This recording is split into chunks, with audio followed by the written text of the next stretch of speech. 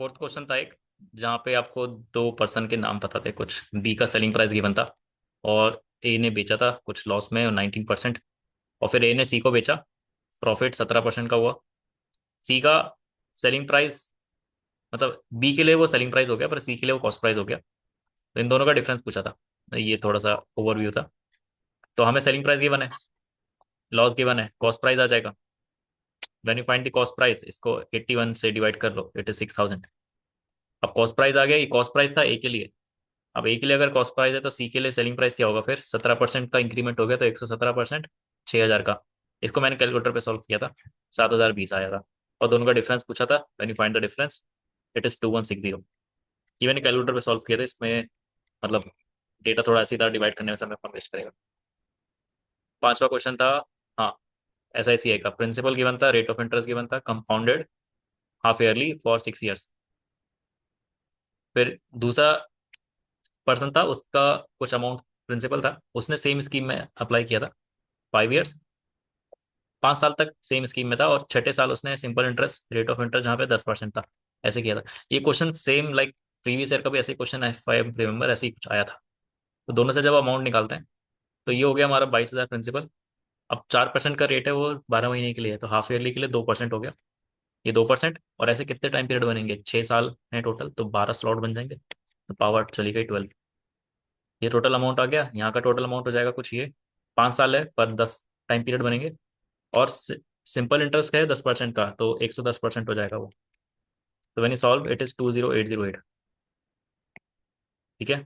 Next question था, हाँ, quadratic का, अल्फा बीटा रूट से इस क्वाड्रेटिक के, और ये गिवन था, ये पूछा था। तो sum of roots minus B by A, product of root C by A. इसमें जब एलसीएम लेता हूँ, ये आता है कुछ, इसको परफेक्ट स्क्वायर की फॉर्म में लिख लेते हैं।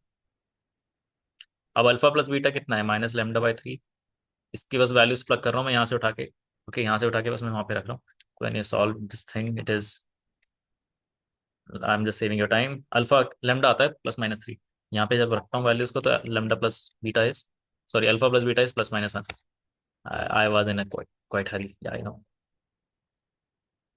तो when you solve this case, it is A cube plus B cube, A plus B, A square plus B square minus A B, इस पूरे का होल स्क्वायर चाहिए। तो ये तो पता है, +-1। Alpha square plus beta square की वैल्यू मैं क्वेश्चन के अकॉर्डिंग, वो जो वहाँ पे टॉप राइट कॉर्नर में, वो 15 अल्फा स्क्वायर बीटा स्क्वायर लिख सकता हूँ। बस यहाँ से वैल्यूज को उठा के प्लग करते हैं। +-1 का स्क्वायर 1 हो गया, अल्फा स्क्वायर बीटा स्क्वायर -1/3 का होल स्क्वायर, ये इसका भी होल स्क्वायर है, तो ये 15 बना, ये 4 आता है सॉल्व करके। हाँ, एक मॉड का क्वेश्चन था, ये था, डेटा गिवन था और x-y निकालना था।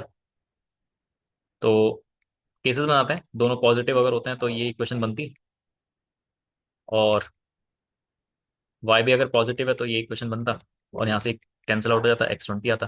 और जब x20 आता, तो वो आप फर्स्ट इक्वेशन में वापस जब रखते हैं, तो y की वैल्यू नेगेटिव आ जाती है कुछ, और वो केस हमें हटाना पड़ेगा, क्योंकि हमने पहले से इसको दोनों को पॉजिटिव मान लिया है। अगला केस, जब इसको पॉजिटिव इसको नेगेटिव आप मानते, तो ये दोनों इक्वेशन बनती। जो क्वेश्चन में इक्वेशन गिवन है उसको सॉल्व करके ये बनता, यहीं से केस क्वेश्चन सॉल्व हो जाएगा आपका। When you solve this, you will get this. तो यहाँ पे x-y पूछा है, वो 15 हो जाएगा। और कोई केस आप चेक करते हो तो आप, यू कैन जस्ट वेरीफाई कि वो चीज़ सेटिस्फाई नहीं करेगी। तो पहले मैंने क्या करा था, पहले मैंने बाकी के 3 केस सॉल्व करे थे, और फिर मैं सोचा कि केस सॉल्व नहीं हो रहा, फिर मुझे याद आया कि चौथा केस रह गया।